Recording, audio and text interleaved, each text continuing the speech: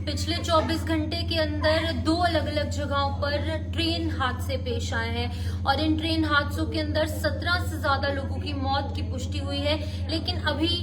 जो unofficial data है वो कितना है वो अभी तक साफ नहीं हुआ है। तो मैं आपको बता दूं कि लगातार इसको लेकर अलग अलग जगह पर बातें उठ रही हैं और इनफैक्ट ये कहा जा रहा है कि 24 घंटे के अंदर दो अलग अलग जगहों पर ट्रेन हादसे होना और ट्रेन के एक्सीडेंट्स होना ये अपने आप में बहुत बड़ा चिंता का विषय है। तो ये दो एक्सीडेंट्स जो है वो पेश आए, जहां पर एक एक्सीडेंट जो कि आज पेश आया उत्तर प्रदेश में, इसमें 6 लोगों की मौत हुई है और कल जो छत्तीसगढ़ में ट्रेन का हादसा हुआ उसमें 11 लोगों की मृत्यु हुई है। पूरी जानकारी क्या है, जो आज हादसा सुबह सवेरे पेश आया उसमें अगर बात करेंगे तो जो आई विटनेसेस थे उन्होंने ये बात बताई है कि कुछ लोग उनके सामने कट गए और कटे इतनी बुरी तरीके से कटे कि उनकी पुष्टि करना कि वो कहाँ के रहने वाले हैं, कौन है, उनकी आइडेंटिटी पता करना भी मुश्किल हो गया। उनके घर वाले जब पहुंचे तब जाकर किसी तरीके से जो है उनकी पुष्टि हुई कि ये व्यक्ति है, इसका नाम ये है, ये यहाँ का रहने वाला है। जानकारी के अनुसार आज सुबह चौपान चुनार पैसेंजर ट्रेन जो है वो Chunar railway station platform number 4 पर रुकी थी और क्योंकि कार्तिक पूर्णिमा स्नान के लिए बहुत भारी संख्या में लोग जो है वहां पर पहुंचे थे, अलग अलग मंदिरों में पूजा अर्चना करने के लिए, दर्शन करने के लिए जा रहे थे और कार्तिक पूर्णिमा स्नान के लिए बड़ी संख्या में ट्रेन से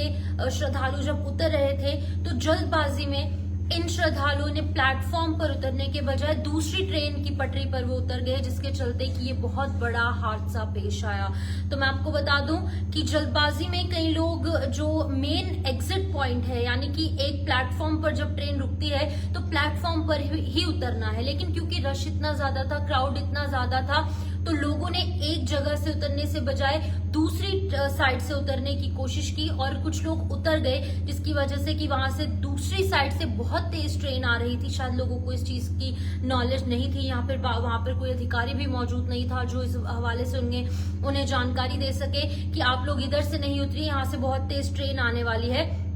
जब वो दूसरे दरवाजे से उतरे तो वो रेलवे ट्रैक को पार करने की कोशिश कर रहे थे, वहीं दूसरी तरफ कालका हावड़ा एक्सप्रेस की चपेट में वो आए और दूसरी तरफ कालका हावड़ा एक्सप्रेस तेज रफ्तार से गुजर रही थी और इसी के चलते कुछ ही सेकंड्स के अंदर बहुत सारे लोगों की मृत्यु हो गई। जो ऑफिशियल अभी फिलहाल डेटा है वो 6 लोगों का है, लेकिन इसी बीच में मैं आपको बता दूं कि जो अनऑफिशियल डेटा है वो ज्यादा हो सकता है, क्योंकि ये आंकड़ा बढ़ भी सकता है, क्योंकि 6 लोगों की मृत्यु ऑन स्पॉट हुई है और उसके बाद बहुत सारे लोग जो है वो गंभीर रूप से घायल हैं, जिसकी वजह से ये मौत का आंकड़ा बढ़ सकता है। और मैं आपको बता दूं कि जो आई विटनेसेस हैं उनके मुताबिक कुछ लोग ट्रेन के नीचे आने से बुरी तरीके से कट गए और घटना स्थल पर बहुत ही एक डरावना मंजर जो है वो देखने को मिला। तो मैं आपको बता दूं कि अब इस ट्रेन एक्सीडेंट के बाद जो है पूरे एरिया के अंदर डर का माहौल है, खौफ का माहौल है और इनफैक्ट बहुत सारे लोग जो हैं वो इमोशनली भी बहुत ज्यादा इस चीज से कनेक्ट कर रहे हैं, क्योंकि वो मंदिर में दर्शन करने के लिए गए थे और स्नान करने के लिए गए थे और स्नान करने के बाद जब वो वापस आए